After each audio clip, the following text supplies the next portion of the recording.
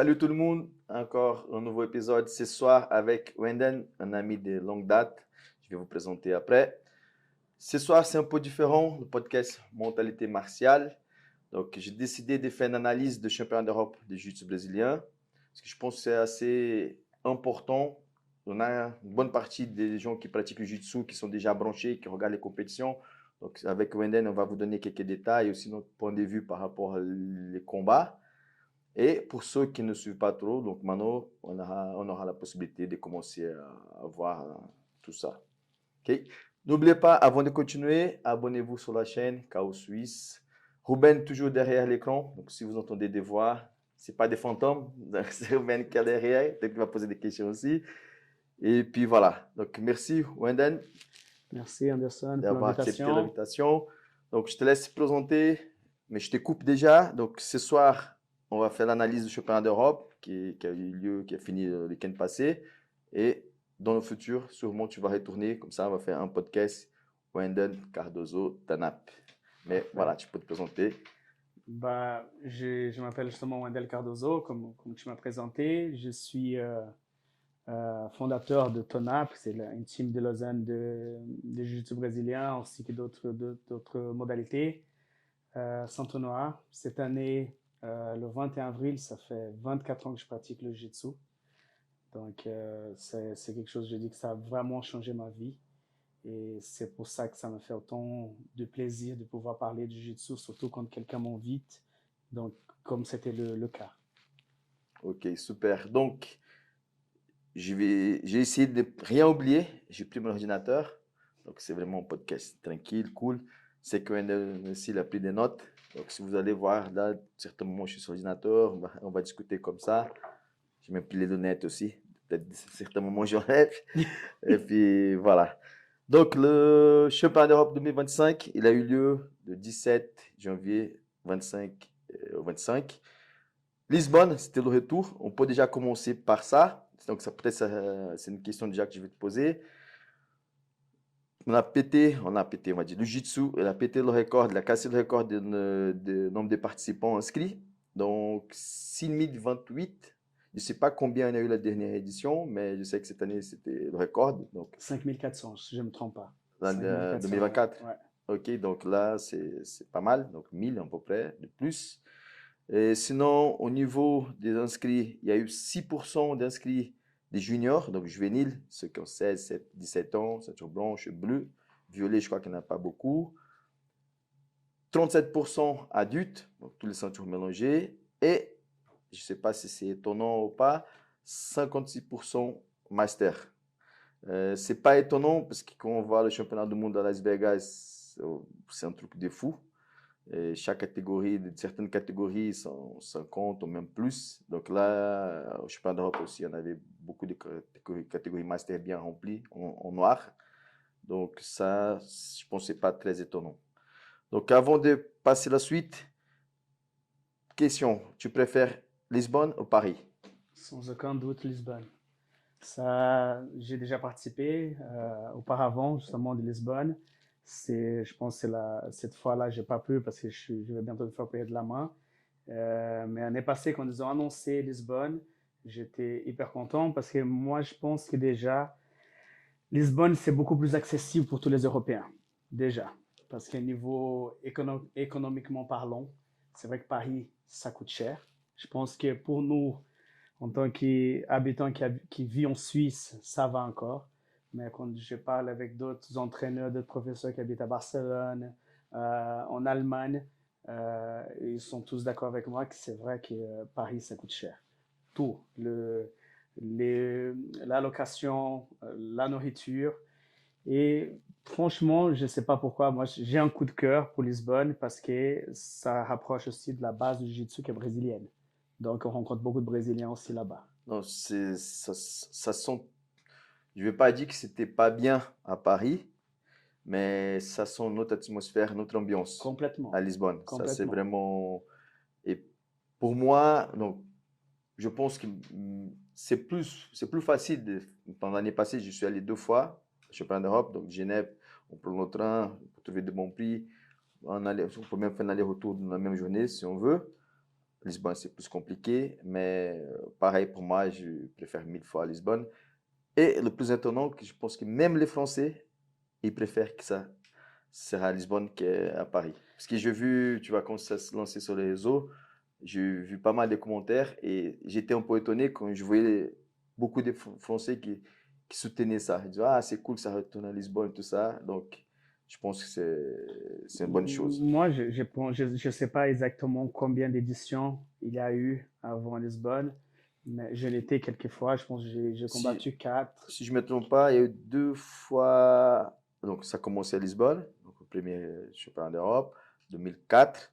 Après, je ne sais pas combien d'éditions il y a eu. Et là, ils ont fait une à Rome, Ouais. peut-être deux.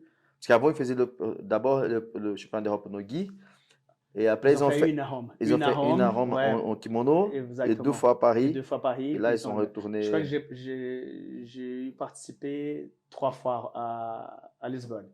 Et, puis franchement, Anderson, je sais que on parle plutôt justement de l'Europe, tout ça, mais moi, j'aide pas mal de Brésiliens, comme toi, tu le sais, puis tu l'aides aussi, des gens des associations au Brésil. Et même pour nous, je vois que le cours, il y a pas photo, quoi. Hmm, Paris, c'était vraiment cher. Quand ouais. c'est toi qui dois justement amener tout le monde, payer les billets d'avion, même payer les billets de TGV, Lausanne, Paris, aller-retour, il suffit que tu as Hmm, 3, 4 personnes que tu dois payer, ça change complètement. hmm, Et j'ai vu surtout Airbnb. euh, Là, on était à Lisbonne, dans un appartement pour 15 personnes, le même prix. À Paris, on avait un appartement presque un studio, quoi. hmm. Donc, c'est vrai que je pense que niveau coût, plus ambiance, il y a pas photo. Moi, je préfère de loin Lisbonne, quoi. Avant d'avancer un peu plus, et qu'est-ce que tu en penses par rapport à l'idée? Donc ça, c'est un grand débat aussi. Les gens demandent, est-ce que ce serait bien si ça tourne en Europe? Peut-être pas chaque année, mais je sais pas, chaque 2 ans, 3 ans, donc 3 fois à Lisbonne, peut-être un jour en Suisse, Genève, je sais pas. Ça va être coûter un peu cher, mais bon, Je pense que là, ça va voilà. devenir, pas pour nous, mais pour les autres. Alors, Alors après, je sais pas, 3 ans après, Barcelone. J'ai entendu dire qu'ils étaient en train de voir pour Barcelone, mais après, je sais pas si c'est de bruit. Tu penses que c'est bien que ce soit chaque année maintenant à Lisbonne, comme ils font, je sais pas, du monde aux États-Unis, ou tu penses que c'est bien de tourner, c'est pour le jiu-jitsu, pour faire grandir, ce sera mieux? alors, franchement, voilà, c'est mon opinion. J'ai un coup de cœur pour Odivelles, ces gymnases-là, multisport. J'ai dit souvent, j'ai amené cette année un de mes ceintures blanches, 3 mois de jiu-jitsu pour rigoler, un ancien tennisman, il joue au tennis, et puis il avait besoin des sensations comme ça. J'ai dit 2 mois de cours privés, j'ai dit inscris-toi au championnat d'Europe. Puis il m'a dit, c'est vrai? J'ai Je dit fais oui. quoi là-bas? Non, j'ai dit vas-y, inscris. Et j'ai dit pour rigoler. Et il est allé s'inscrire. Donc j'ai fait en tout cas un mois en collectif au Senti. Et en arrivant là-bas, je me rappelle qu'on était sur les gradins. Et cet endroit pour moi, le fait qu'on dirait qu'on est dans un trou, parce que dans les 4 coins de gymnase, il y a du monde, tu as vraiment cette sensation, surtout quand tu combats, que tu rentres dans une arena. C'est comme l'époque des Hmm. gladiateurs. Et on était sur les gradins et j'ai dit, tu imagines le moment que tu vas mettre tes pieds dans le tatami, tu vas sentir une stress, une adrénaline. Et il m'a dit, juste le fait d'être assis déjà dans les gradins, je suis en train de sentir déjà. Donc moi, personnellement, je reste avec Lisbonne pour cette ambiance, par le fait qu'on a parlé économiquement parlant.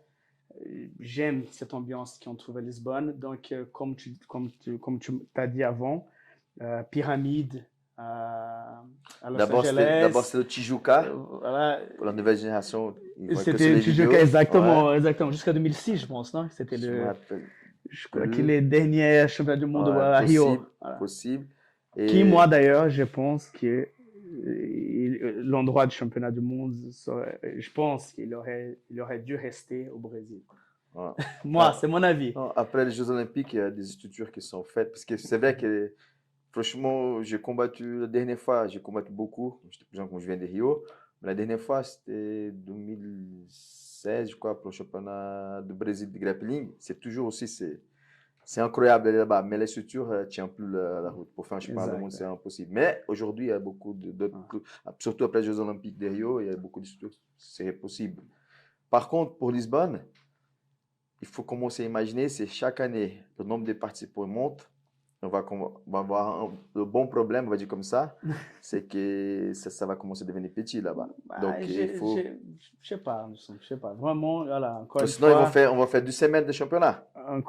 voilà, je pense qu'il y a de la place. On arrive vraiment à le remplir ces Parce que gymnases. moi, je n'étais pas là pour les tournois, tu étais là pour les finales.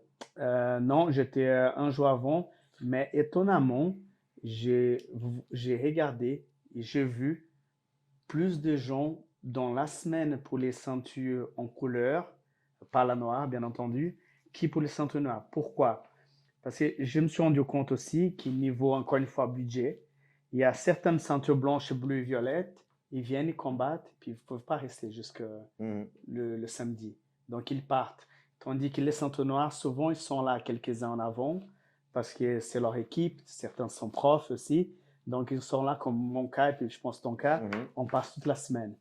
Donc, j'ai remarqué que les ceintures noires, aujourd'hui, ça attire pas autant de monde. Je pense que les gens regardent plus sur Grappling qui sur place. Sur place, ouais. Ouais, et les ceintures violettes, marron surtout, j'ai vu qu'il y avait beaucoup de monde. Parce que je regardais sur Flow Grappling aussi, j'avais l'impression qu'il était bien rempli, mais après, on ne peut pas vraiment savoir, ce n'est pas parce que sur vu place. qu'il est en hauteur, des fois on voit juste les premières rangées. Quoi. Je vais profiter pour te poser une question. À Paris, c'était payé en entrée.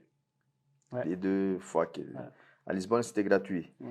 Qu'est-ce que tu en penses par rapport aux tournois des JB, pas des galas? Donc, on va bien expliquer. Donc, un gala, une soirée, il y a. Bien entendu, il y a des coups, il y a. Voilà. Mais un tournoi, qu'est-ce que tu en penses comme c'est payant l'entrée pour les athlètes? Je pensais plutôt Paris, Lisbonne, mais je sais que les tournois AJP sont payants aussi, l'entrée. Et je crois même le Grappling Industrie aussi. Je pense. Oui, je suis venu une fois. Alors, qu'est-ce que tu en penses par rapport à ça? Donc, je lance un petit. Je laisse sur tes épaules là. Merci, ouais, c'est sympa, c'est sympa ça. Alors, franchement, si ça va après dans les oreilles des gens de IBJJF, ils vont pas m'aimer, mais je pense qu'ils gagnent assez d'argent déjà pour encore demander une entrée payante. En plus, je pense que ça pourrait aussi limiter les gens, et surtout les gens qui sont les curieux de la modalité. Donc, c'est clair que quand c'est gratuit, c'est beaucoup plus facile, j'imagine. Hein? Nous, ça fait des années qu'on est là-dedans. Mais moi, en tant que ceinture blanche, j'ai 3-4 amis qui ne connaissent pas du tout le jiu-jitsu. Je pense que c'est plus facile de convaincre mes 4 amis de venir voir un championnat de jiu-jitsu gratuit qui payant. Je suis d'accord avec toi. Après, encore une fois, niveau organisation, c'est vrai que c'est très bien organisé. Mais je pense que vu les prix des inscriptions, vu tout ce qui se met en place, je pense qu'ils gagnent assez d'argent. Quoi. Ça, c'est mon avis. Hein. Je vais te taquiner un peu plus. Donc là, on a parlé de IBJF, mais qu'est-ce qu'on pense quand c'est la JP et par exemple le Grappling Industrie aussi? Alors, tu veux vraiment mettre dans la merde? Non, c'est curiosité. Alors, ouais, curiosité. Alors, AJP, moi, je suis de même avis. Niveau, je pense qu'avec les inscriptions, ça suffit pour organiser un championnat. Maintenant, Grappling Industrie, je pense là, ils vont vraiment pas aimer ce que je vais dire. Moi, payer pour un championnat qui, moi, personnellement, je trouve qu'il n'est pas bien organisé, et ça, c'est vraiment mon avis par rapport à les arbitres, Anderson. Là, par exemple, j'étais justement... je t'ai posé la question par rapport à l'entrée. C'était pas pour l'organisation, c'est toi qui as vu le continuer. Non, mais je veux juste... Pourquoi je vais parler de ça? C'est rien contre les arbitres, hein, mais je pense que c'est simple. On va regarder un business, justement. Pour que si tu demandes un prix, je veux rentrer dans ta salle. Si tu me demandes un prix, je paye. Je paye quoi? Une prestation. On est d'accord. Il faut que ta prestation elle soit 100% bien. Après, j'ai le choix de dire je continue pas. Donc, je viens une fois chez toi, je paye le prix que tu veux, je dis, ah ouais, les prestations de Nelson, elles sont top. Prochaine fois qu'il organise quelque chose, je suis prêt à payer. Je vais payer dans un Grand Prix Industrie où moi, personnellement, j'ai été une ou deux fois avec mes élèves. Et quand je vois l'organisation par rapport à l'arbitrage, je pense que quand tu demandes un ceinture bleu, un ceinture violette d'arbitrer, c'est pour moi, c'est que tu ne veux pas mettre des moyens pour appeler un ceinture noir. Tu vois? Et moi, ça me dérange. Pourquoi? Parce que moi aussi, je suis businessman. Et quand un client il vient chez moi, il va payer une prestation. Une prestation, il faut qu'elle soit 100%. Donc, quand on regarde IBJJF, AGP, ils sont loin de là, dans un autre niveau qu'un Grand Prix Industrie par rapport à ça. Donc là, je ne voulais pas parler de l'arbitrage, mais je parle d'une prestation. Si tu me demandes de payer, il faut que cette prestation soit bien, que je puisse voir quelque chose de bien. Donc après, quand tu es dans un championnat où à chaque 2 minutes, il y a un problème ici, un problème là, je pense qu'à ce moment-là, encore une fois, c'est mon avis, bah, moi, je ne paierai pas. Ok, je vais ajouter deux choses. Donc d'abord, je suis d'accord avec toi. Je ne vois pas le problème à 100% que ce soit en bleu ou en violet. L'impression, depuis le retour que j'ai eu, c'est que des fois, il manque. Ils appellent les gens, ah, t'as pas quelqu'un, ça peut être un ceinture bleu même pour arbitrer. Parce que si c'est un ceinture bleu, un ceinture violet, qui fait des formations d'arbitrage, qui a déjà l'expérience, qui étudie beaucoup pour ça, ça peut être un bon arbitre aussi, je pense. Ouais. Mais il faut qu'il soit préparé pour ça. Exactement. C'est pas comme c'est demain, je organise un tournoi, je dis, Wendel, je suis un peu dans la merde là, t'as pas quelqu'un pour arbitrer, du coup, j'ai peut-être un ceinture bleu qui sait faire. Je dis, ah, c'est pas grave, vas-y, on va lui. Donc ça, c'est le souci. En autre, écoute, Anderson, j'ai un ceinture bleu, un ceinture violet, c'est un fou, il étudie bien les règles, quand il y a un truc à l'académie, il arbitre déjà, il a déjà arbitré. Donc tu peux faire confiance, tu peux le prendre. C'est une autre chose. Donc je pense que c'est ça. Concernant, comme tu as dit, c'est clair que quand on fait un tournoi gratuit, ça peut tirer plus de monde, c'est les prestations. Par contre, les galas, parce que moi, on a bien séparé les choses, comme tu as dit, c'est payant, mais il y a une prestation de service aussi. Donc, il y a un DJ, la musique, l'entrée des combattants. Bien Moi, je sûr. pense que, par exemple, IBJF, s'ils voulaient faire payer, comme ils ont fait à Paris, pas tout le tournoi, à partir de ceinture blanche, mais peut-être les ceintures noires un jour un peu séparées, et là, peut-être une sorte de gala, Ah, et ça aussi. pourquoi pas. Ça aussi, pourquoi pas ne pas demander le dernier jour, quoi. Voilà. Voilà. Je voulais rentrer aussi dans ces sujets. J'ai vu que les finales cette année, ils ont fait un peu comme ils font, je sais pas, panaméricain, je sais pas, le monde. Il y avait, je sais pas s'il y avait la musique, mais il y avait une entrée des combattants, la lumière, light show. Donc ça, c'était déjà cool. Je pense que c'était un point positif cette année pour Là, le ça ne me championnat dérange d'Europe. pas. Par exemple, là, c'est sûr. Si tu fais, par exemple, les quarts de finale, comme c'était le cas, Et non, je les crois huitièmes, ils ont essayé de faire un peu comme au championnat du monde. Ils commencent à enlever les surfaces, ils commencent à à faire, faire, voilà. voilà, que ça se Et concentre dans un voilà, tatami aussi, ouais. voilà. Et puis cette année, ils ont fait comme ça, les finales. Et je pense que c'était très Mais bien. tu vois, par C'était un exemple, le bon, vendredi, il y avait les point éliminatoires pour le positif. Centre Noir. Mhm, Là, je pense que ça serait bien que ça reste comme ça, gratuit. mhm. Mais samedi, c'est les demi et finales. Là, ça ne me dérange pas que ce soit euh, payant. Pourquoi? Même parce qu'on est là pour pouvoir descendre au noir. Ouais, Et ça je pense valorise que aussi. ça valorise l'athlète. Et moi, j'ai parlé de ton. J'ai dit que c'est un truc drôle parce que le ton, il est ennemi de beaucoup de choses, mais le ton, il est le meilleur ami du gars qui fait du jiu-jitsu pour moi. Pourquoi? Parce qu'on n'est pas une formation de 5 ans. On n'est pas comme à l'université que dans 5 ans, je dois te mettre tout ce que j'essaie, puis 5 ans, t'es centre noir. Non, on n'a pas de temps. Et je pense que, par exemple, le rêve de tous les centres blancs, c'est un jour arriver dans la centre noire. Donc, c'est clair que aller aller un jour payant pour voir justement des bons centres noirs, de voir un bon événement, comme tu as dit, qu'ils essayent de faire la même chose que le championnat du monde, ça ne me dérange pas. Pourquoi? C'est toujours ce qu'on avait parlé, c'est la prestation. Si tu me donnes une prestation, bah moi, Wendell, je suis prêt à payer. Après, il faut demander pour d'autres personnes. Mais quand je commence à demander de tout le monde payer pour aller voir, rien contre un centre blanche, un centre bleu, mais ça enlève le fait qu'on aurait pu remplir et amener beaucoup plus d'adhérents pour voir gratuitement, quoi. Mm. Ça, c'est ma façon de Ouais, penser. parce Ouais. qu'il y a encore aujourd'hui, le grand public du jiu-jitsu, c'est les pratiquants. On n'a Exactement. pas encore sorti de cette boule. Peut-être maintenant, On ne sait pas très bien, c'est pas très clair qu'est-ce que Dan White il va faire avec le Ouais, JB. on attend Et justement. ça, Ouais. peut-être c'est une chance de commencer à Bon, sortir de... Anderson, il faut voir aussi que je pense, peut-être tu vas me rejoindre dans ce sujet, mais quand les gens ils parlent de jiu-jitsu brésilien, moi je me rappelle, j'ai commencé à donner des cours en 2007. Et c'est clair qu'avec les MMA, le jiu-jitsu il a explosé. Ah, c'est sûr, ça a Déjà, beaucoup... Dana White, il a beaucoup fait pour le jiu-jitsu sans faire exprès. À partir du moment qu'il a commencé à médiatiser le sol brésilien dans la cage de UFC, Ah ouais, c'est bah, on sûr. a eu l'explosion du jiu-jitsu en Europe. Ouais. Et même en Suisse. Hein. On Aujourd'hui, dit... quand on en parle, là, quand on parle justement, j'ai une salle où j'ai presque 100 adhérents.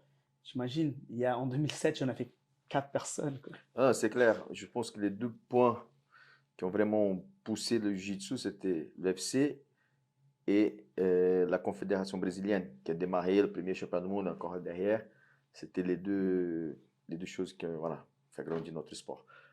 Donc, on se concentre sur le championnat d'Europe. Le niveau, cette année, qu'est-ce que tu en penses par rapport au niveau? Je pense qu'il y a eu un très bon niveau. Encore une fois, je pense que le niveau, on va toujours regarder dans les ceintures, les ceintures en couleur, blanche en couleur, mais pas vraiment dans le ceinture noire. Pourquoi? Seulement s'il y a des absents. Mais on sait tous qu'il pour être au championnat d'Europe et du monde, il faut des points.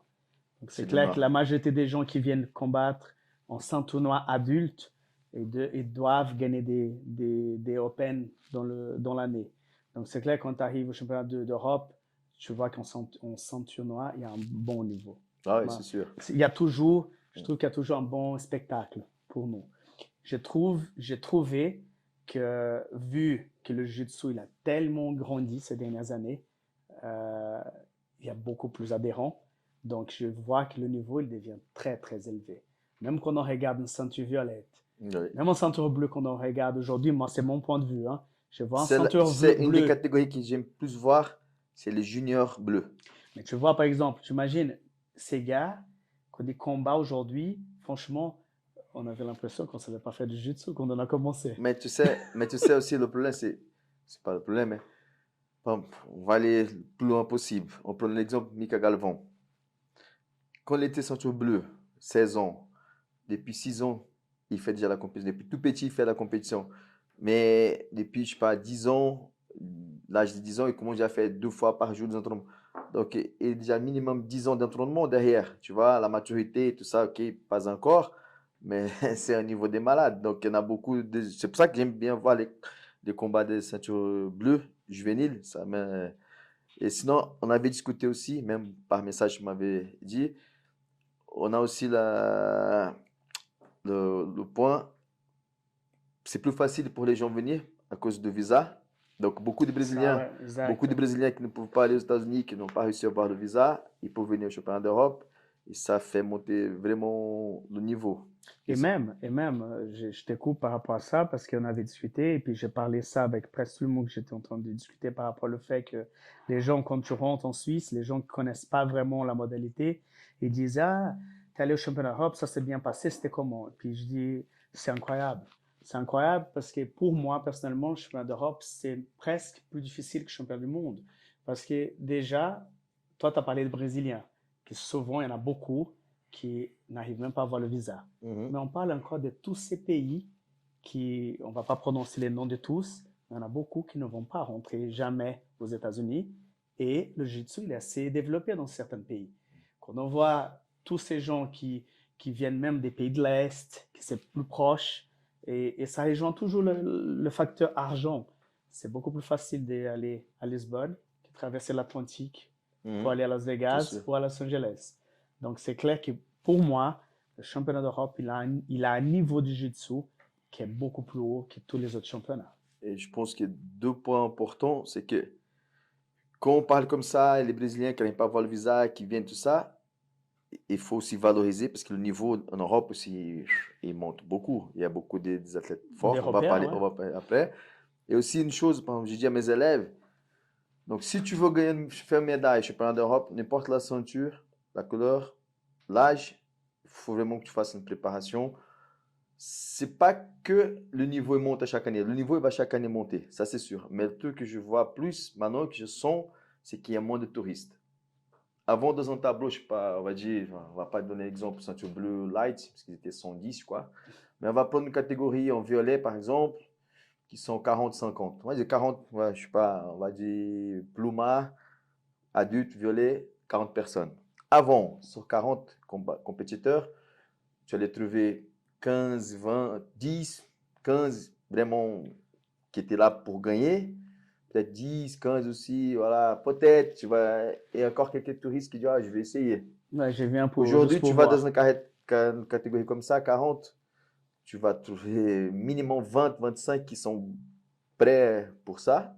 On appelle toujours les favoris. Et donc, 140, on va dire que tu vas trouver 5 touristes aujourd'hui dans la Ouais, catégorie. oui. Donc, ça veut dire que les gars se croisent plus vite aussi, les plus forts. Beaucoup des catégories, des favoris ne sont pas montés sur le podium. Donc, je pense que ça aussi, ça fait une différence Et aussi. puis le sport, c'est bien, parce Bien que ça sûr. fait justement ça fait un niveau qui augmente par rapport à ce que tu avais demandé sur le niveau il était haut, et ça augmente le niveau. Et quelque chose d'autre aussi, c'est que c'est là où on voit que le jiu-jitsu, le niveau il a tellement augmenté en Europe, qui justement le fait qu'aujourd'hui, dans une catégorie de ceinture violette, tu vois sur 40 athlètes, tu vois 20-30 qui sont là vraiment pour gagner, c'est parce que ces gars-là, ils veulent vraiment vivre peut-être le jiu-jitsu. Et ils vont, pourquoi? Parce qu'ils vont voir justement un Mika Galvão, un Kainan Duarte, Baby Shark et tout ça, et puis ils veulent vivre de ça. Quelque chose qu'il y a, allez, même pas 10, mais 5 ans en arrière, rarement on allait voir un gars qui allait dire oui, je vais vivre de ça, parce qu'on savait qu'il n'allait pas vivre du jiu-jitsu, quoi. Donc c'est clair que c'est quelque chose de positif, et puis en même temps, le niveau il va à chaque année augmenter. La seule chose qui manque un peu en Europe en ce moment, j'espère que ça va développer plus, c'est l'espèce de BJ Star, Who's Number One. On a le Polaris. Après, je sais pas, c'est encore d'autres. Mais Tu vois, peut-être on va faire quelque ouais, chose. c'est Mais ça. toi et moi, peut-être on fera quelque On y chose. va, on y va avec On plaisir. on trouve de l'argent et puis on va faire quelque chose. C'est clair. Ensuite, on va commencer à parler un peu sur les surprises qu'il y a eu, les polémiques qu'il y a eu pendant le tournoi et surtout les athlètes qui sont distingués. Est-ce que toi, de ton côté, je te préparais une piège. Est-ce que tu as que, on va dire, top niveau, c'est le ceinture noire adulte, femme, homme. Est-ce que tu as vu une athlète suisse qui est distinguée en ceinture noire adulte? Suisse? Suisse, Non, cette année.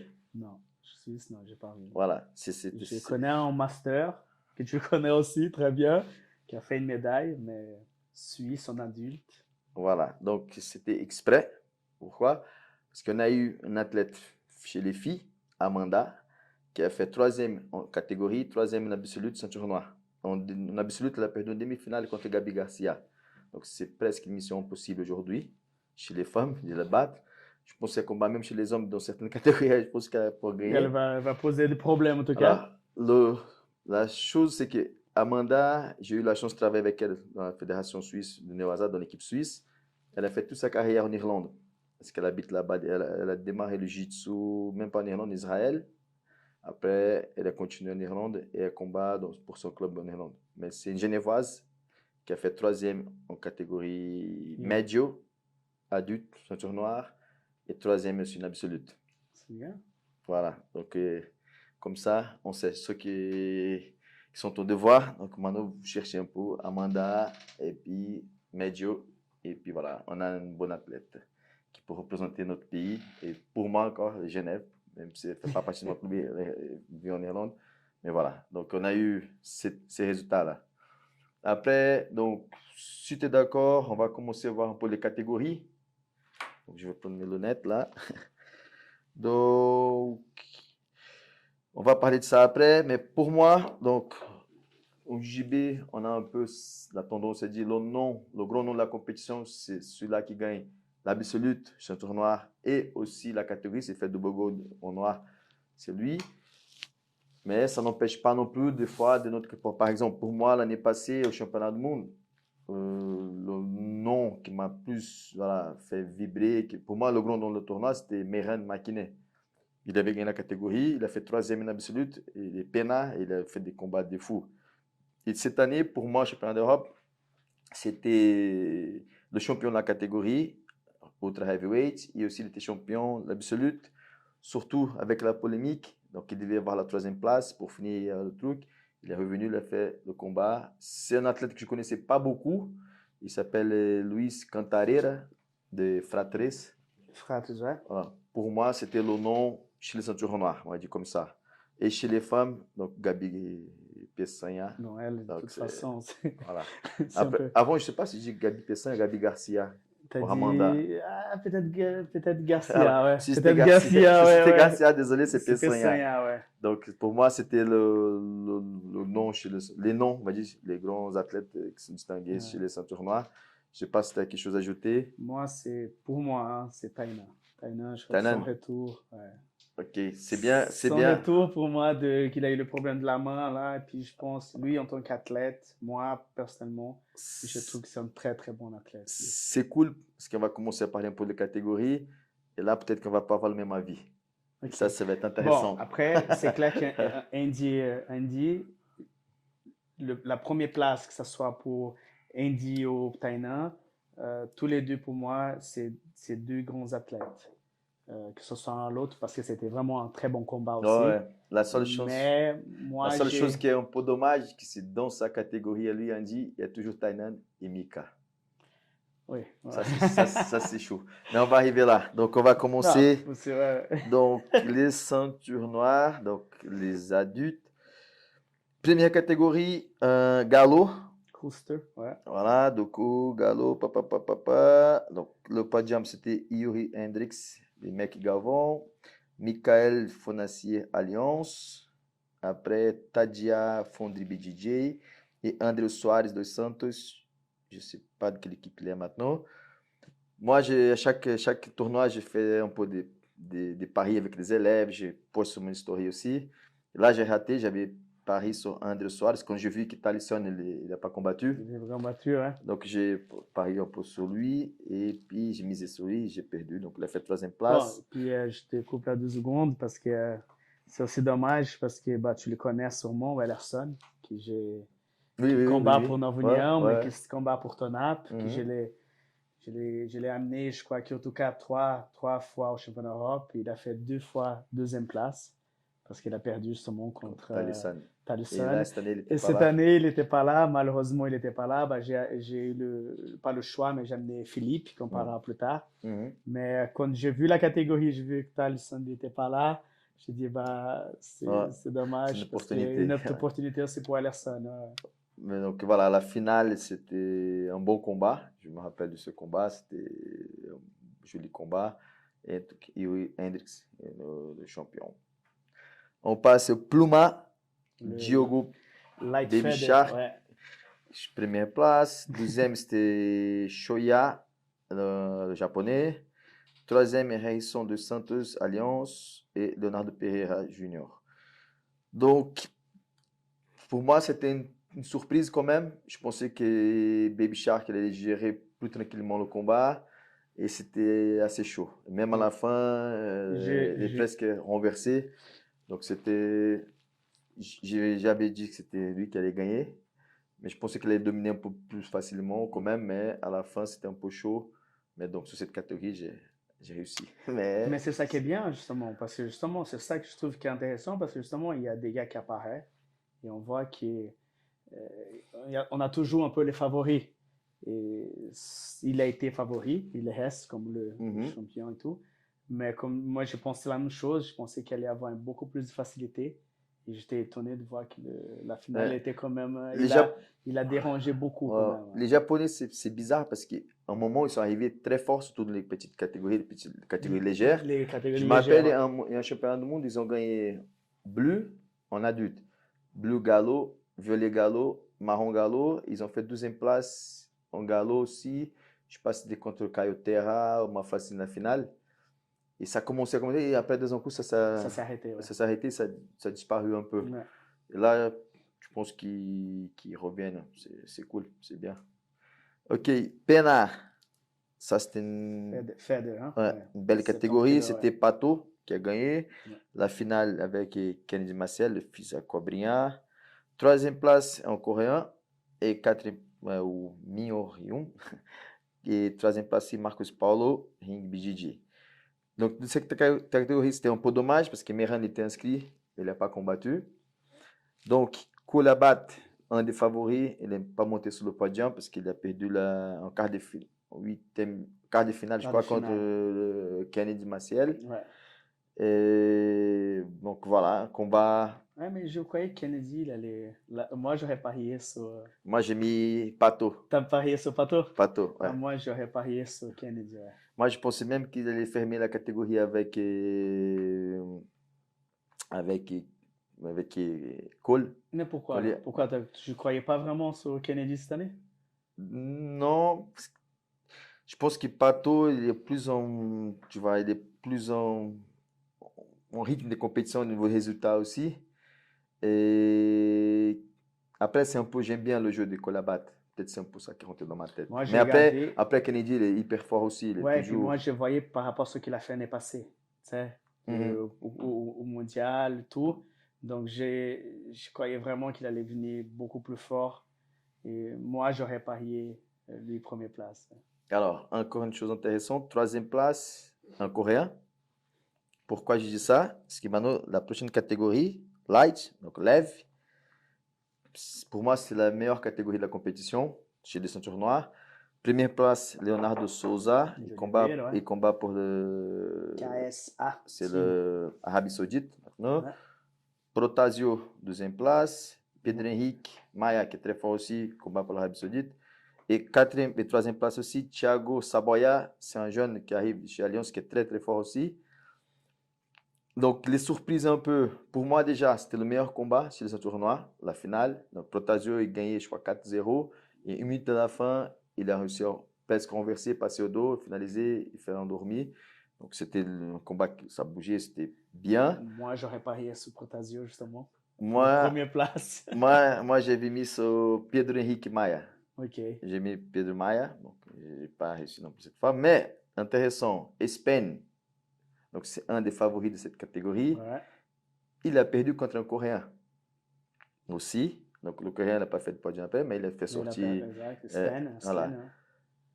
Pablo Lavasselli, c'est l'Argentin qui est chez UJ aussi, qui est très très fort. Ouais, donc, ouais. Il a perdu contre Thiago Saboya aussi, il est sorti. Donc c'est une catégorie qui était très très équilibrée.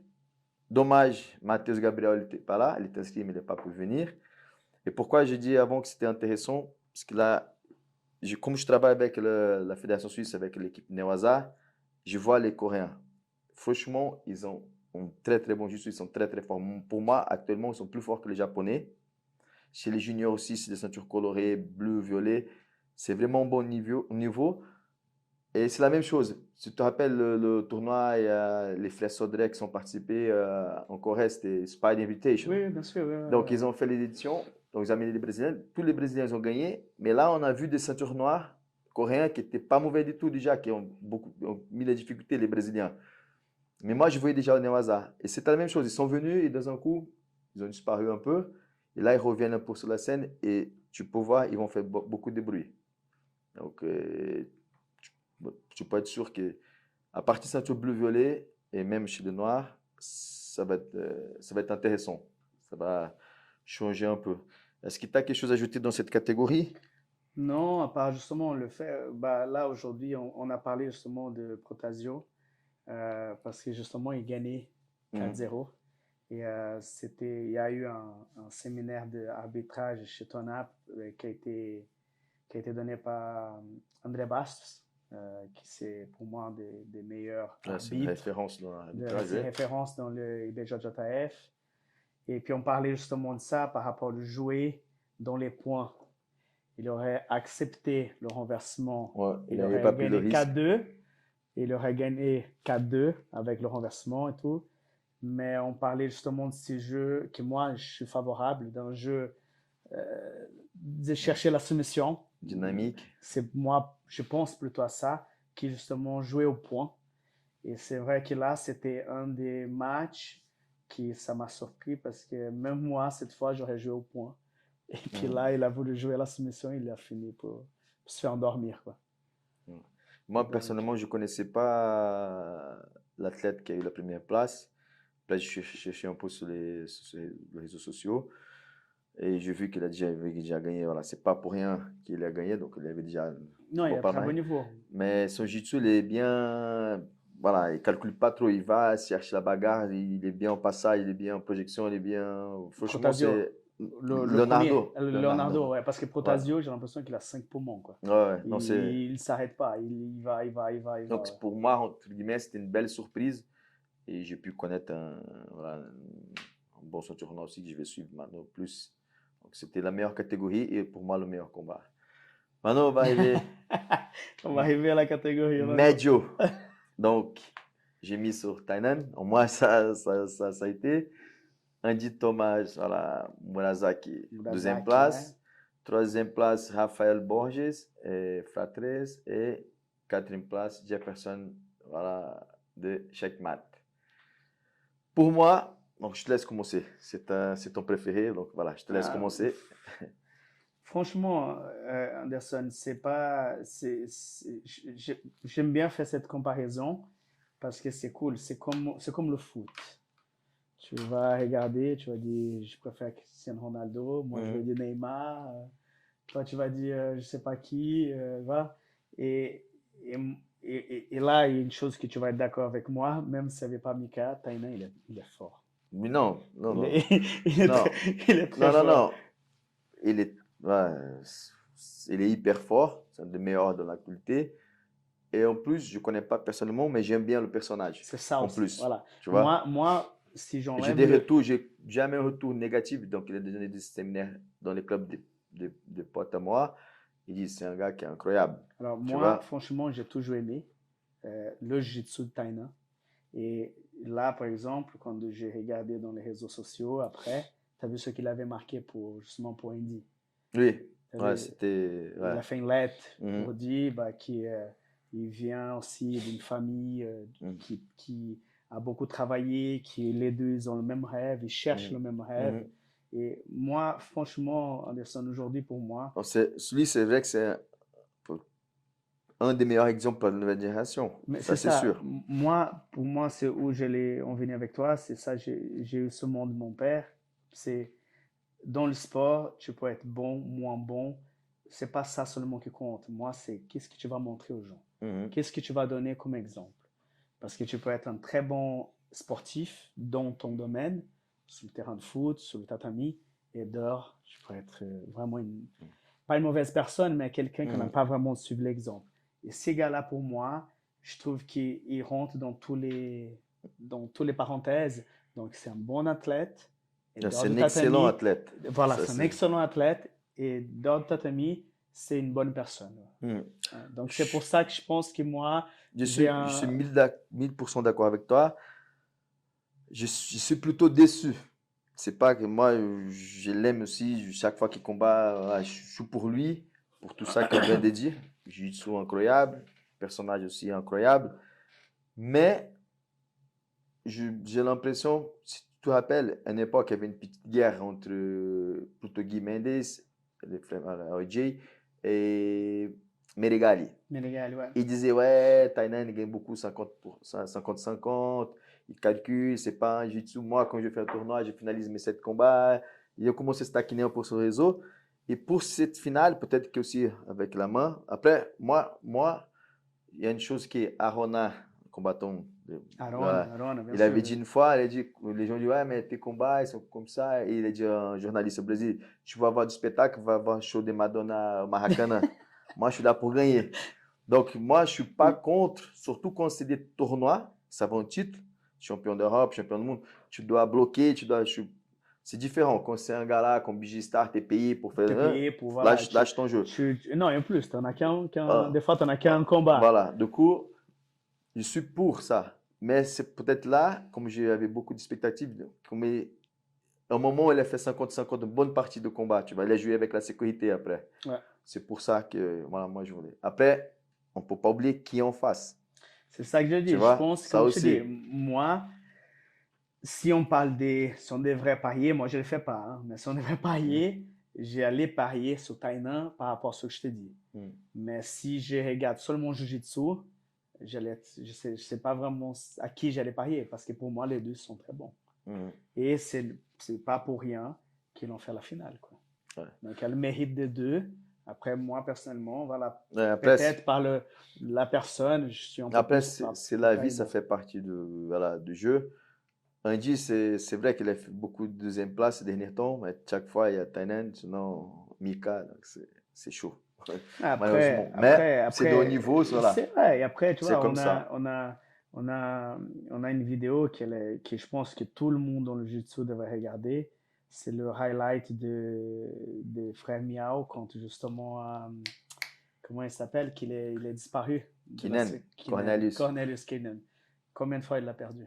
Mhm. Et le jeu qu'il a gagné, pour moi, c'est Ah ouais, c'est quand on sûr. voit ces Ouais. highlights, moi, franchement, j'ai des frissons parce que c'est vraiment genre la persévérance, quoi. Tu vois? Ouais, c'est clair. Tu perds, tu perds, tu perds. Il y a des moments qui pleurent sur le tatami parce qu'ils pensaient que ça allait être la bonne et puis toujours Ouais. pas la bonne. Et à un moment Non, donné, ils gagnent. le Voilà. truc qui me fait un peu mal pour un compétiteur dans cette situation, c'est que pour des vrais, son niveau, il a le même niveau que Tainan, moi, je dis même Mika, voilà. Mais il y a toujours en plus qu'il n'arrive pas à le battre. Et tu imagines, dans sa carrière, par exemple, je donne un exemple, à l'époque, tous ceux qui combattaient au judo dans la catégorie Ono, le japonais, donc les gars ils savaient qu'ils allaient pour la deuxième, troisième place. Tu imagines, t'es un très très bon niveau, et à cause d'un gars ou deux gars, tu n'as pas réussi à avoir peut-être une première place championnat du monde. Mais tu avais le même niveau qu'eux, tu vois. C'est ça que c'est un peu triste des fois, mais c'est le jeu, c'est comme ça. Après, je pense si on regarde aussi dans la compétition, puis je parle vraiment, c'est là que on entend beaucoup ça, entraînement 99,9% physique, 1% mental. Compétition, 99,9% mental, Mm. 1% physique, parce que pendant ta préparation, tu as laissé ton physique.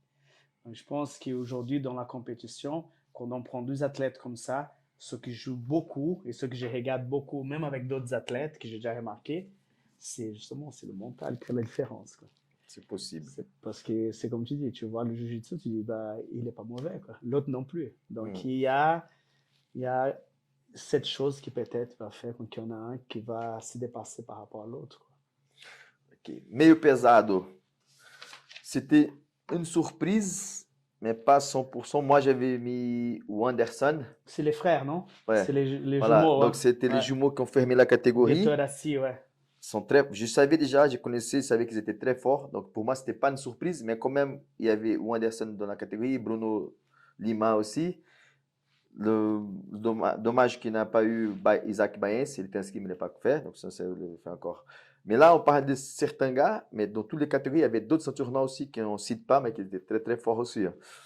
Donc, pour moi, ce n'était pas vraiment une surprise, mais je pensais quand même que la finale, ce serait Anderson contre Bruno Lima, donc, qui vient de Portugal, contre le Brésilien.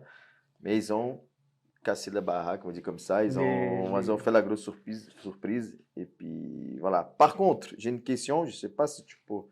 Euh, André Basile est encore chez toi cette semaine? Il part déjà. Non, il est encore chez moi. Parce que Il est encore là à je, Lausanne. Il est encore jusqu'au 5, je crois. apparemment, non. Avant, ils ont mis la règle comme quoi il n'y avait plus de fermeture des catégories. Ouais, Les gars, ils devaient combattre, ouais, sinon ils étaient ouais. disqualifiés. À JP, non? Ou même Non, non, ils IBJJF. bijotent Ah JTF. ouais? Je sais qu'à JP, t'es Alors, obligé, hein, parce Mano, que si tu combats pas, tu m'as t'es mis le éliminé. doute, mais je suis presque sûr qu'il bijote TF. Ah, BJF. Après, je ne sais pas si c'est que pour le championnat du monde ou pas. Quand j'ai vu qu'ils ont fermé la main, j'ai dit, ouais, c'est fini, c'était règle ou pas. Ou ok, je me trompe, c'était AJP. Donc, demande à. André, Voilà. Et tu m'en vas, papa. par message. Ouais, ouais, mais C'est je ça. trouve que c'est bizarre. S'ils n'ont pas fait, Anderson, je sais pas pourquoi, mais j'avais entendu que c'était vraiment AGP. T'es vraiment obligé. Et puis, il faut même attention parce que si tu fais genre Ouais, en combat, combat et puis tu me truc. prends, à la fin, tu me prends en army lock, c'est Non, disqualifier non, les mais deux, tonton, quoi. mais IBJF aussi, mais peut-être Aussi. que je sais pas du monde, parce que ils ont fait la finale, les frères Muniz. Oui, Il y en a un qui a finalisé l'autre leg lock, exact. tout le monde dit, ah, c'était un combat Tout le arrangé, il monde faut s'était un peu arrangé, disqualifier, tu exactement. vois. Ouais, Donc ouais, la je me règle rappelle de existe, ça. mais peut-être Ouais, c'est que pour le championnat du monde. Donc là, peut-être, ouais. j'ai une doute Ouais, parce maintenant. que pourquoi? Parce qu'ils ont même pas fait, hein.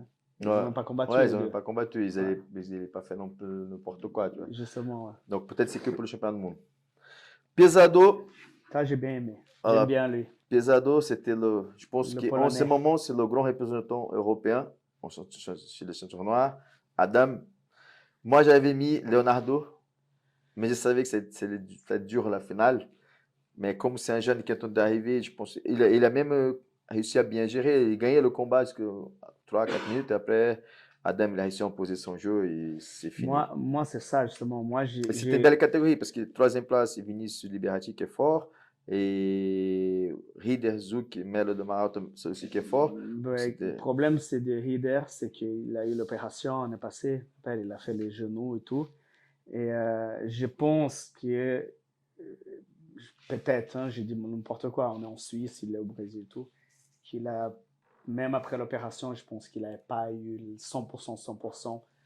Par contre, Adam, c'est un athlète que je suis depuis un moment.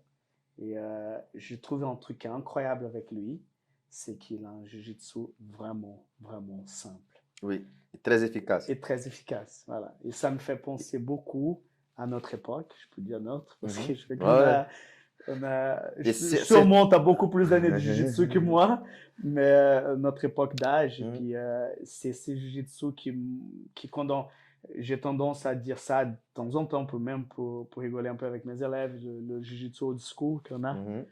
Et je pense que lui représente, dans l'actualité, il représente beaucoup le jiu-jitsu old school. Et c'est très efficace. Certaines situations, quand il arrive sur la position, on voit déjà que les adversaires, on dirait, peut-être je vais exagérer, mais à l'époque de Roger Gracie, quand il prenait la montée, c'était la fin. Je savais déjà qu'est-ce que le allait se passer. public, tout le monde, c'est fini. Ouais. Et lui, aujourd'hui, quand il arrive sur certaines situations, passage des gardes, il croise le genou. Crochet, voilà, comme de bigarde, là, voilà, crochet. Et les gens savent que c'est foutu, quoi. Et puis c'est ça qui est drôle, parce que c'est très efficace. Il impose un jiu-jitsu qui, toi-même, en tant que spectateur, tu dis, tu sais ce qu'il va faire. Donc, le gars qui combat, il sait aussi ce qu'il va faire, mais ça passe. Et il le fait tellement bien que c'est un peu c'est de arroz feijão, comme on dit au portugais, hein, du riz, du haricot, c'est le basique. Mais moi, personnellement, je trouve que c'est un basique qui est vraiment, vraiment efficace, quoi. Donc, c'est pour ça que ça faisait un moment que j'ai regardé son jiu-jitsu. Et dans cette catégorie, moi, quand il a gagné, je n'étais pas surpris. Ouais. Moi, j'ai essayé de faire une surprise balèze. Vous avez dit, j'ai mis là, mais ça n'a pas marché. Et je pense aussi que c'est un bon exemple aussi pour tous les athlètes en Europe qui veulent essayer d'aller loin. C'est que, OK, je sais qu'il fait des camps de préparation avant le championnat du monde, tout ça, il part aux États-Unis. Mais en Pologne, je sais aussi qu'il y a beaucoup de ceintures noires qui sont forts. Mais ils ne s'entraînent pas qu'avec des champions du monde en Pologne. Hein. Non. Tu vois, il arrive quand même à garder son niveau. Tu vois? Donc, c'est un bon exemple. Étonnamment, et tu sais où on voit beaucoup. C'est la même chose. Les Polonais, à l'époque, ils sont venus fort. Et après, ils sont disparus. Et c'est drôle parce que bah, tu penses que tu fais pas beaucoup. Moi, je fais beaucoup. Et j'aime faire, c'est Naga. J'aime beaucoup faire le Naga. Et surtout en Allemagne, je vais assez régulièrement. Et c'est là où tu vois beaucoup de Polonais. Tu vois encore que les Polonais, et puis c'est drôle, hein, dans Master, donc Master 3, ma catégorie, souvent il y a 2-3 Polonais, il y a toute une équipe qui arrive, donc on voit que c'est vrai que lui, il reste quand même un icône pour la Pologne, et c'est la référence pour l'Europe, quoi. Parce que même ce que tu disais, même s'il va s'entraîner aux États-Unis, parce qu'il fait le tour du monde aussi avec les championnats, mais moi personnellement, il représente l'Europe, quoi. Ouais, c'est clair. Non, les Polonais, quand j'ai organisé 2004-2005 encore les premières Coupes Suisses, ils venaient en bus, on va dire. Il y avait déjà de ceinture noire et tout. Ouais. Et les premiers championnats d'Europe, quand il y avait tournoi par équipe, c'était toujours, on n'avait pas beaucoup d'équipes, mais ils faisaient la finale avec l'équipe du Brésil et c'était des bons combats aussi. C'était des bons combats. Ouais. Pesado, non, super pesado, pardon. Je ne connaissais pas le champion, Whindersson Alves, de Gracie Barra. Pedro Lucas, je connaissais. Guilherme Carmo, si c'est quoi je ne connaissais pas. Et Marco Carrozino, c'était lui qui a fait la finale après en absolute. Donc, je n'ai pas vu beaucoup la catégorie, j'ai regardé plutôt la finale. Je trouvais un bon combat. Donc, beaucoup de force, beaucoup de puissance dans le jiu-jitsu, mais ceinture noire, c'est toujours ceinture noire, c'est technique aussi. Mais c'était une catégorie, on va dire comme ça, sans dévalorisée, qui m'a moins impressionné. Mais de haut niveau, certainement. Mais je ne connaissais pas le champion. Bon, et après, c'est drôle, hein, parce que niveau équipe, c'est un Gracie Barra. Et on ne voit pas beaucoup. Hein. On voit beaucoup les Frats, on voit beaucoup de Checkmat, OJ. Et c'est vrai que Ouais, ça a changé. Gracie, il a beaucoup perdu du terrain niveau compétition, quoi. Même s'il y a encore beaucoup d'écoles. Au Portugal, justement, à Lisbonne, là, je suis allé visiter une Gracie Barra d'un ami. Et moi, personnellement, je trouve que c'est toujours joli, leurs écoles et tout. Mais c'est vrai que dans la compétition, ils ont perdu beaucoup de terrain, je trouve. La vérité, c'est que quand... Donc ça, c'est aussi une vision. Donc quand Carlinhos Gracie, il a fondé la fédération internationale, il avait déjà Gracie Barra. À l'époque, c'était Barra Gracie. On utilisait plus Barra Gracie que Gracie Barra. Et quand il a commencé à développer tous ces côtés business, les gens ont beaucoup rigolé. À l'époque, on disait Gracie McDo, je sais pas quoi. Mais la vérité, c'est que c'est un exemple de business pour tout le monde. Tu vois, comme ils font. Tu peux aimer ou pas, mais au niveau d'organisation, uniformisation, ils sont très forts. Ça, c'est sûr. Franchement, voilà, c'est comme je disais, chacun après sa façon, sa méthode de donner des cours. Moi, je ne suis pas très pour leur façon, mais c'est chacun son. Mais c'est clair que quand tu rentres dans une Gracie Barra, tu rentres dans la même partout dans le monde. Et ça, je trouve que c'est vachement bien structuré. Leur façon comme je disais, l'organisation, réception, tu as vraiment l'impression que tu différemment de nous, quand on arrivait avec nos kimonos dans le dos, dans des tatamis sales et tout. Là, tu as vraiment l'impression que tu rentres dans un fitness presque. Ouais. Tout est propre, tout est bien rangé, les kimonos posés. Et c'est vrai que tu as dit une chose qui est vraie. On a pris ça comme exemple. Pour mettre dans nos écoles à nous. Ouais, c'est clair. Et il a eu cette vision longtemps en arrière. Et les gens rigolaient. Et maintenant, c'est la référence. Exactement. Ouais. Donc, Ultra Heavy, pesadíssimo. Donc, c'était le Luis Fernando Cantarera, Fratres. La finale avec Igor Brito, c'est un athlète qui est très très fort pour le clé de cheville, mais il n'est pas réussi à imposer son jeu, donc en finale. Troisième place, c'était Anderson de Infight et Scooby qui a fait la finale de l'Absolute. Moi, j'avais... Qui a eu la... Voilà, on va arriver là maintenant. Moi, j'avais mis sur Scooby, mais donc il a perdu. Donc, voilà. Et l'Absolute, c'était, on va profiter, donc on va essayer d'expliquer un peu. Donc la finale, c'était Scooby et Carrozino. Ils sont fait disqualifier. Donc dans ces cas, le règlement dit qu'il faut prendre les deux qui ont perdu en demi-finale pour faire la finale, pour voir qui c'est le champion. C'est intéressant parce qu'à cause de ça, l'Alliance elle a perdu le titre. Ça, je ne savais pas. Fabio Gurgel a fait un live après. Il manquait ces points-là. Et il a dit que ils avaient déjà dit, ils avaient fait les points. Du coup, on a gagné, même si on perd tous les finales, on a gagné le tournoi.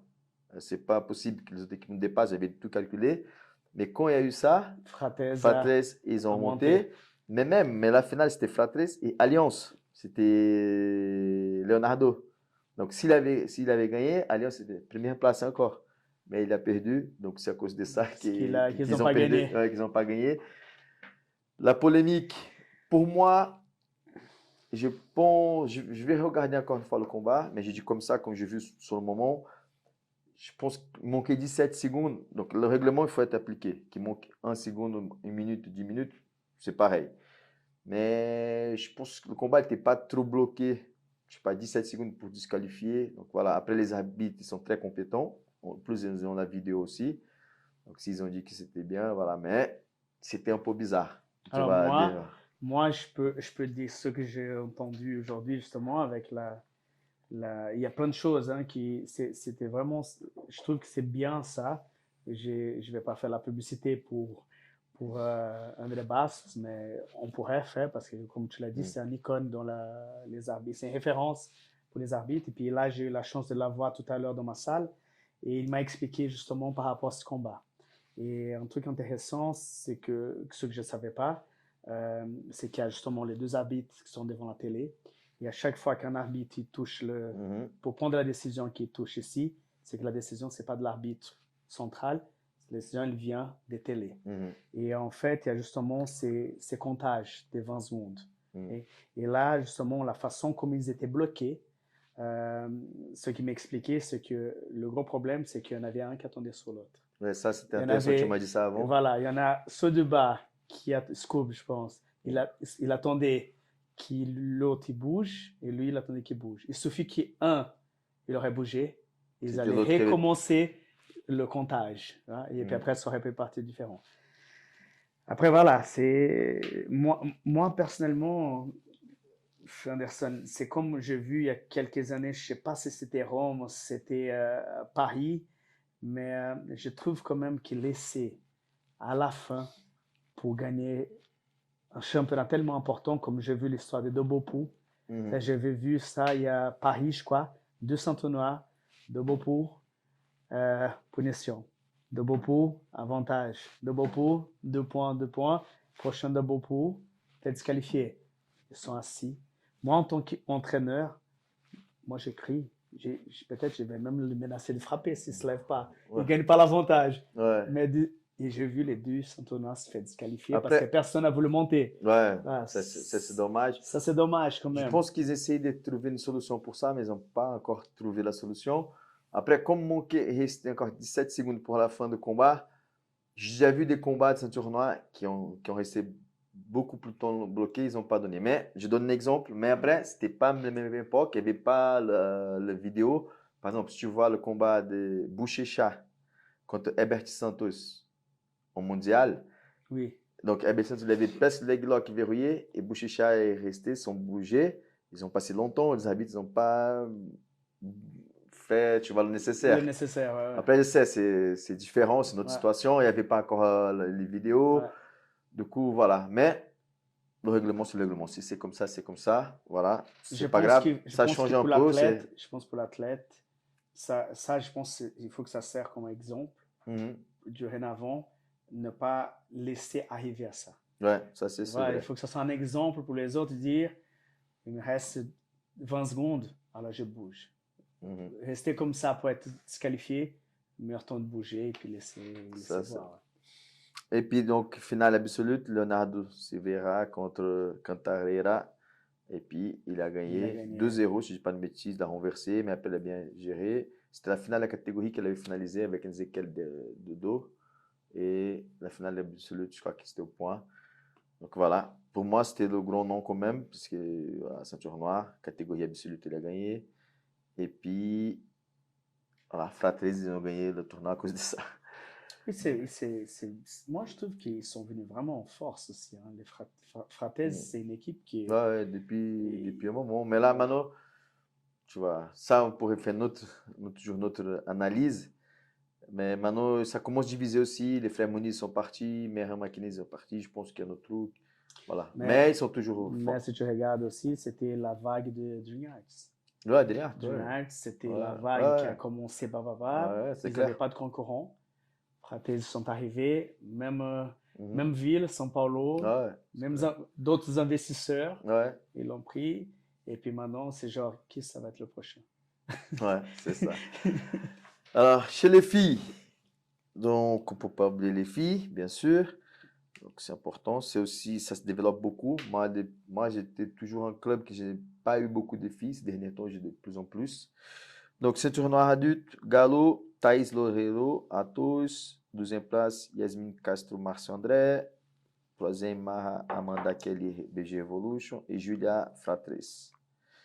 Pluma Maïssa. Finale avec Jessica Caroline. Donc, c'est toujours un bon combat les deux. Maïssa a gagné cette fois. Troisième, Naomi. Troisième aussi, Laetitia Jeftin. Pena, Larissa Campos, UJ. Victoria Double Five, Astrid Checkmate e Cássia Remzer. Light, leve, Janaína Maia de Menezes, a OJ. Avant d'intégrer sur Moïta, c'est une fille que j'aime bien voir ses combats parce qu'elle a une bonne agressivité, elle cherche beaucoup la finalisation. Ça, c'est cool aussi. Deuxième place, c'était Stéphanie, c'est une Française. Checkmate, je connais parce qu'elle fait partie de l'équipe de France de Newaza. Newaza, ouais. C'est une ceinture noire de judo aussi, si je ne dis pas de bêtises. Et c'était un bon combat. Pour moi, c'était le meilleur combat chez les filles. Donc, ça bougeait pas mal. Donc, on a une... Ça finit au point ou ça finit par finalisation? Point. Point. Si je me rappelle bien, oui. Et donc, c'est une Européenne aussi qui est là pour représenter. Andrielle Vision, Janine Mouton, troisième place aussi. Médio, Vanessa Greenfield, Lord Iron. Victoria Gabriela Castro-Tin, c'est une fille qui est très forte, qui est marron, elle a gagné beaucoup de choses. Troisième place, la Genevoise Amanda Pamela. Et troisième place aussi, Sabata Luiz, c'est une femme aussi qui est forte des fratres. Meio pesado, Ingrid Alves. Là aussi, Aurélie Leverne, c'est une fille aussi, elle est française, de la Guyane. Je passe une élève Six Blade qui est très forte. Elle a fait la DCC, je pense qu'elle a gagné. Alexia, troisième place. Troisième place, c'est Fernanda. Pesado, Melissa, Alliance. Isadora Cristina Driart, qui est très forte aussi. Giovanna Jarra, qui est forte aussi, fratres. Et encore une européenne, Magdalena Braza, polonaise aussi, Magdalena Loska. Super pesado, Gabriel Peçanha. Peçanha, ça c'est pas une... Yara Soares, Mariana Santos et Maria. Et en absolu, même finale, Gabi Peçanha contre Yara, Melissa Strike, troisième place, et Amanda encore une fois, troisième place. La Suissesse. Donc, Gabi Peçanha aujourd'hui, c'est bien d'avoir une reine comme ça pour le jiu-jitsu, mais de l'autre sens, c'est dommage de ne pas avoir une fille qui fasse un combat, on ne sait pas qui va gagner avec elle. Mais bon, c'est le jeu, elle domine la catégorie. La Manuel a commencé à se lancer en Nogi aussi. Donc, voilà. Mais comme d'autres catégories, peut-être il y a quelqu'un qui va arriver l'année prochaine. Non, c'est sûr qu'à un moment, il y aura. Mais pour c'est l'instant, on ne sait pas encore. Comme on disait par rapport aux Coréens, par rapport aux Japonais qui arrivent des fois de nulle part, ils font la surprise. Peut-être il y aura bien quelqu'un qui va apparaître et puis j'espère qu'elle reste quand même. Elle reste là. Je ne dis pas que je veux qu'elle perde, hein, mais c'est comme tu disais, c'est vrai que c'est à chaque fois, tu sais déjà d'avance qui va dominer la catégorie, c'est moins cool. C'est moins attractif. Ouais. C'est ça. Maintenant, niveau suisse, côté suisse, donc désolé si j'ai oublié quelqu'un. Donc, je ne connais pas tous les athlètes de la Suisse, même si c'est un petit pays, mais je connais pas mal. Donc, j'ai pu voir certains, j'ai vu sur place, d'autres, j'ai cherché après. C'est pas discrimination contre les ceintures blanches, mais on va commencer avec la ceinture bleue. Sinon, ça va être un peu plus compliqué mon travail. Peut-être la prochaine fois, je vais chercher aussi les ceintures blanches. Donc, voilà. Si j'ai oublié quelqu'un, désolé. Donc, en juvénile, fille, juvénile 1, Alana. Donc, c'est une fille qui s'entraîne ici avec moi au Chimbudo et aussi avec un élève à moi, Francisco. Elle a fait deuxième place. En finale, contre une fille d'AOJ qui est très très forte, mais elle a fait un bon combat. Après encore, ceinture bleue, mais adulte cette fois, il y a eu Julien Chavanet, c'est Tereré Suisse. Deuxième place en pesado, 94 kg. En adulte encore, Francis, 12e place. Francis, 12e place, adulte, violet, ultra rêve. Donc, c'est un élève à moi du Chimbudo. Je vais profiter pour faire publicité, pour féliciter aussi. Parce qu'il a fait 4 combats. Donc, il a perdu la finale contre un élève de Marchandelle qui est très, très fort aussi. Et en demi-finale et en quart de finale, il a battu 2 champions du monde. Donc, en adulte violet, c'est un niveau hyper fort. Il a mis une bonne stratégie avec la demi-garde. Pour moi, la demi-garde dérange beaucoup la nouvelle génération de jeunes en compétition. Je disais, la demi-finale, c'était contre un partenaire de Frère Muniz. C'était Mireille Makine qui le coachait. Et moi, je disais, Francis, tu continues comme ça, il est perdu. Ça se voyait qu'il était perdu parce qu'il travaillait la demi-garde. Donc, c'est un jeu très efficace aussi. Il a fait deuxième place en adulte violet. Après, encore marron adulte, deuxième place, marron pena, Juliano Spera, Cicero Costa. Je ne sais pas vraiment quel canton, je ne sais pas si c'est d'éléments, il vient de Jura. C'est quoi le nom? Juliano Spera, ceinture marron, pena. Ok, mais c'est quoi le nom de la... Ah, il n'y a pas la salle, non? Cicero Costa. Ah, Cicero Costa. Mais c'est pas Berne, je ne sais pas. Okay. Donc voilà, donc Juliano Spera, c'est un énorme résultat aussi. Donc pena adulte marron. Ensuite, je te laisse aussi faire ta publicité, parler un peu. Felipe Ribeiro, troisième, adulte marron médio. Tanap, Novo União, si je veux. Modos Campeões, Novo União, ouais. Donc, c'est un jeune donc, prêt social du Brésil qui te ramène chaque année. Ouais. Je te laisse profiter pour... Voilà. Pour parler, ouais. Philippe, Philippe, c'est drôle parce que c'est un peu... je pense qu'il va être même content que je fasse cette comparaison avec lui. Pour moi, Philippe, c'est la même comparaison qu'en Thaïlande. Ce gamin, Dom Tatami, pour moi, c'est un très bon athlète. Ça fait depuis, je pense, 7 ans qui gère cette association Mondes Campeões, au Catete, à Rio, que tu connais, au Flamengo. Et puis, j'essaie de les amener tous les années 2, 3, 4 personnes. Et cette année, j'ai amené Philippe seulement. Donc, sa première année en ceinture marron. Donc, je l'ai amené en ceinture bleue. Il a perdu en quart de finale. Violette, 3 fois, il a tapé dans le poteau, quart de finale. Et là, cette année, même s'il n'était pas très content avec sa performance, mais c'est toujours ça, l'athlète, il veut toujours plus. Ça, c'est Moi, bien c'est aussi. bien, bien sûr, parce qu'on trouve que c'est clair qu'il a d'avoir cette chose d'aller chercher la perfection, même si on sait que ça n'existe pas, c'est bien. Mais moi, personnellement, je l'avais demandé, c'est drôle. Ça faisait 4 ans donc qu'il venait. Et pour rigoler, parce que je dis bien pour rigoler, Anderson, parce que c'est clair que quand on voit le logo Tona à Rio, on sait très bien qu'ils ne vont pas m'amener des clients en Suisse. C'est vraiment une aide que j'apporte à ces jeunes-là parce que Avec j'aime le bien. cœur. C'est avec le cœur, voilà. Et quand il est rentré sur le tatami, j'ai dit, comme toujours, fais-toi plaisir, mais amène-moi sur le podium cette fois. Et là, il l'a fait. Et quand il était là, quand il sort du tatami, il a pleuré un peu parce qu'il était triste, parce qu'il a dit, dans le combat, j'aurais pu faire différemment. Voilà, c'est la vision de l'athlète. Et j'ai dit, mais Philippe, sur 40 athlètes, je pense qu'être troisième sur un podium, ceinture marron. Marron, voilà, on ne parle pas n'importe quelle ceinture, c'est quand même pas mal, quoi. Après, bien sûr, avec les jeux qui sont passés, il réalise et puis il est très content. Mais Philippe, c'est clair que c'est je pense que ça va être quelqu'un qui, même en son tournoi, il va faire un peu son histoire. Je me rappelle qu'il y a 2-3 ans en arrière, il était première année de Violette, il faisait beaucoup de garde lasso. Et justement, c'était à l'époque que Kenan Cornelius, il le faisait. Et il avait reposté sur son Instagram le combat de Philippe. Ah, ok, cool. Tu vois, donc je pense qu'il a... Voilà, je suis très content pour lui. Vu d'où il vient, c'est vraiment un jeune qui, je trouve qu'il est bien. Et puis encore une fois, c'est, voilà, comme je disais, dans le tatami, c'est un très bon athlète. Et dans le tatami, c'est quelqu'un qui est assez... Donc ça aussi, c'est un but du podcast de Mentalité Martiale, c'est aussi de transmettre des messages, peut-être un peu oubliés, même dans le sport de combat aujourd'hui, dans notre société. Ça fait quoi, 2 semaines, et je fais une petite boîte de questions donc, sur mon story Instagram. Et un élève m'a dit, pour toi, qu'est-ce que c'est un bon athlète du JB? Moi, je parlais, on peut séparer le personnage et la performance. La performance, c'est le travail et tout ça. Mais après, si derrière le personnage n'accompagne pas ça, ça ne sert à rien à la fin. Tu vois, c'est pour ça qu'on a parlé de Tainan. Donc, il y a les deux. Il y a le personnage qui donne un exemple. Pour moi, lui, c'est le meilleur exemple qu'on peut donner à notre nouvelle génération aujourd'hui. Et ça, c'est bien de parler aussi. C'est cool de dire ça. Ouais, De ne tu pas vois, oublier.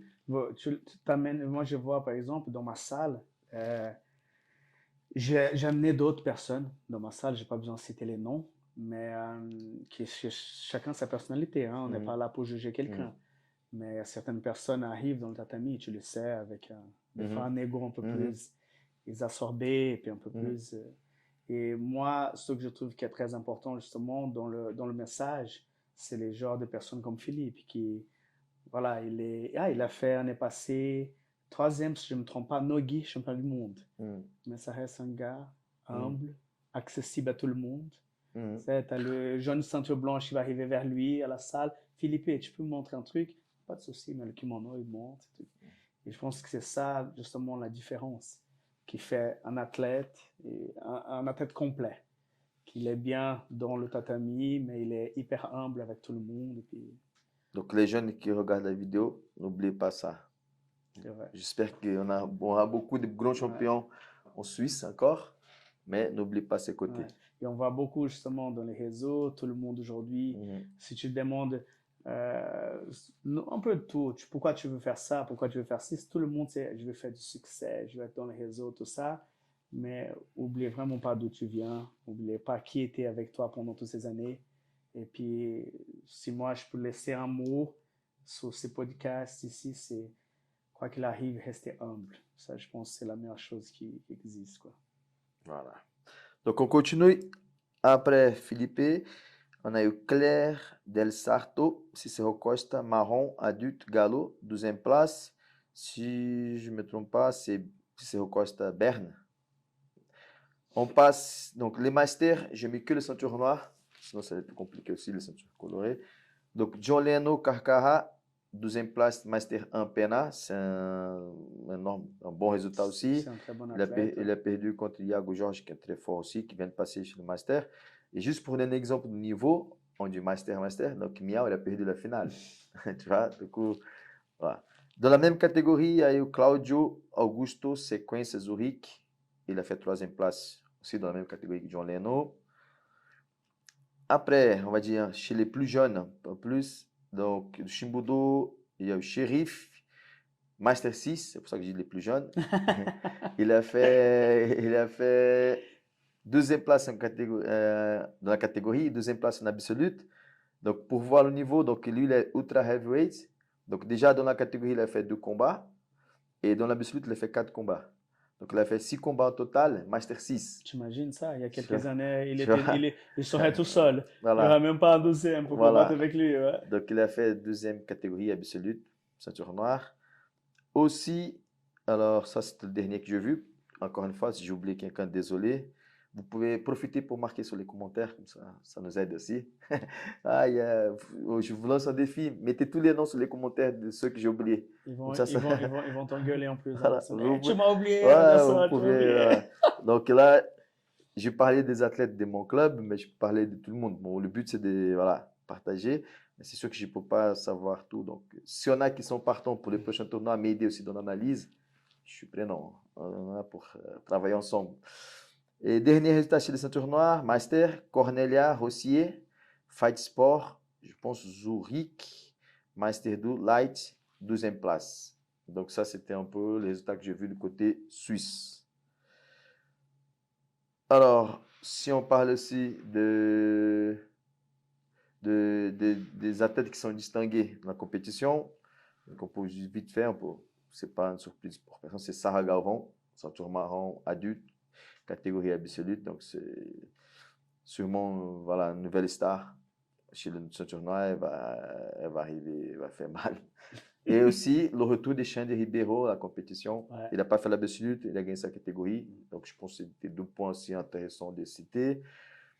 De côté des athlètes européens, j'ai pu voir aussi José Steve, marron adulte médio, c'est lui qui a gagné la catégorie de Philippe. Pour moi, c'est un athlète qui est là depuis déjà, je le suis un peu depuis la ceinture bleue, juvénile. Il était toujours premier, tout sur le podium au championnat d'Europe. Si je ne me trompe pas, il a déjà gagné le championnat du monde, il a fait des podiums au championnat du monde. Donc, c'est un athlète, je pense que c'est la relève un peu de Adam. C'est le prochain Européen qui va nous amener loin, on va dire comme ça. Après, il y a eu aussi Virgile, c'est un ceinture bleu, galop, qui vient de passer en adulte, qui a fait première place, pardon, champion, dans une catégorie qui a des Brésiliens, tout ça. Donc, toujours catégorie poids léger, bleu adulte, c'est pas cadeau. Donc, aussi.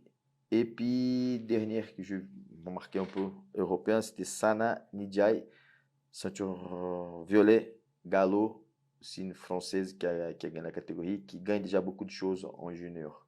Donc, ça, c'était un peu de façon générale. Donc, on arrive un peu vers la fin. J'espère que je n'ai rien oublié. Donc, c'est pas pour rien que j'ai pris mon ordinateur. Je vais encore jeter un coup d'œil. Mais je pense que c'est un peu tout. Ruben, si tu as quelque chose à dire aussi, tu peux. Je sais pas si tu... Ah, ok. Et Wenden, si tu veux aussi dire quelque chose par rapport au championnat d'Europe, c'est comme tu veux. Si tu veux laisser un message aussi, comme je dis, aujourd'hui on est là pour faire l'analyse. Donc j'avance un peu les choses. On va faire aussi quand il y aura des UFC avec des grands combats aussi. Peut-être je vais amener des profs de jiu-jitsu, des combattants de MMA pour faire des analyses aussi. Donc c'est un projet. C'est la première fois qu'on fait comme ça. D'habitude c'est toujours avec une personne. On discute par rapport soit au travail, soit à la carrière. Et tu vas retourner sûrement pour qu'on fasse un deuxième. Comme ça tu vas parler de ton club, ta carrière sportive aussi. Voilà, David. personnel, si tu veux. Donc, le but, c'est que les gens viennent et font comme ils veulent ici. Donc voilà, si tu veux ajouter quelque chose, c'est le moment, sinon on va s'arrêter là. Merci à tous. Merci, Wenden. Et n'oubliez pas, abonnez-vous sur la chaîne Chaos Suisse. Ruben, toujours derrière l'écran. Il est là, toujours, pour qu'on puisse voilà, continuer à avancer dans ces projets et donner un peu plus de visibilité aux arts martiaux en Suisse. Voilà. Alors, moi, je vais juste dire justement tout d'abord, merci pour l'invitation. Ça me fait vraiment plaisir parce que on va pas se lancer des fleurs ici, mais moi, je dis souvent que pour moi, une des personnes qui amène le jiu-jitsu, une référence pour moi quand je parle de jiu-jitsu ici en Suisse, c'est Anderson. C'est quelqu'un que j'ai beaucoup d'admiration par rapport à ce qu'il fait dans le jiu-jitsu. Et puis qu'avec le temps, on est même devenus amis pour se parler et tout ça. Donc, merci pour l'invitation. J'espère vraiment et je suis sûr que ça va marcher de plus en plus parce que c'est quelque chose qui vient pas pour l'aider, pour ajouter. Donc, c'est toujours bien d'amener les gens pour parler, pour voir la vie des gens. Et puis, quelque chose que je trouve que c'est assez bien et que tu le fais bien, c'est justement de donner cet espace et laisser l'opinion de tout le monde. Ça, c'est cool, quoi. Ouais, non, le but, c'est ça. Comme tu as dit, Tainan, j'écoute, on va pas être d'accord. Et c'est ça le but. C'est ça, Voilà. c'est d'avoir, justement, de pouvoir interagir. Voilà, je trouve ça que c'est bien. Et puis, pour résumer ces championnats d'Europe, voilà, c'était moi qui ai des bons souvenirs que je vais amener. Je trouve que c'était vraiment bien. J'espère que ça reste à Lisbonne. Ça, c'est mon souhait. Après, si ça se balade dans l'Europe, on va y aller, mais... On va pas trop prolonger, mais on a fait combien de temps, Ruben, là? 1 heure et demie, donc c'est pas mal. Mais je vais poser une dernière question. Je profite. Quel est l'impact de ce championnat d'Europe pour ton business, pour ton club? Voilà. Est-ce que ça t'amène plus d'élèves ou ça, côté visibilité, qu'est-ce que tu penses que ça fait après un tournoi comme ça? Franchement, Anderson, je pense que à partir du moment qu'on amène le jiu-jitsu en avant, c'est toujours bien pour notre business. Même cette invitation-là, c'est aussi bien pour mon business parce que ça me met en avant, ça met un app en avant. Et je pense que ce qui est intéressant, c'est quand on est là-bas, dans ces championnats d'Europe, on est là-bas, on fait des posts, on met un peu les élèves qui combattent, qui gagnent ou qui perdent. Qui perdent, c'est pas un problème. C'est justement le fait qu'ils sont là-bas. Cette année, moi, j'ai amené quatre ceintures blanches. Dans les quatre, il y en a un qui c'était quand même pour moi quelque chose on s'attendait pas. C'est justement ces jeunes au jiu-jitsu, mais qui était un ancien tennisman, qui a changé de sport, on va dire comme ça, et puis qui est non seulement, je lui ai demandé de gagner un combat, mais il a soumis comme le gars dans le ring, donc je trouvais que c'était quelque chose qu'on n'attendait pas. Après, on a eu en couleur Philippe et tout. Donc, c'est vrai que je pense que tout ce qu'on met en avant aujourd'hui, qu'on peut compter sur le réseau qui est gratuit, ça va nous amener toujours un bon retour. Et je pense que le retour, il n'est pas basé seulement sur le championnat d'Europe, mais c'est en tout. Je pense que tout ce qu'on fait de l'année, si on est sérieux, si on arrive à amener ces sports d'une façon sérieuse, je pense que le retour, il est toujours gratifiant, quoi.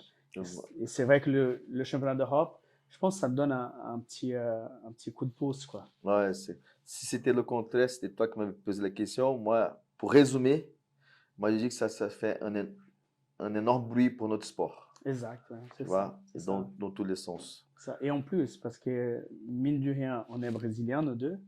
Notre sport, il est brésilien. Nous, on sait, voilà, moi avec mes 24 ans, toi, ça fait combien de temps que tu fais du jiu-jitsu?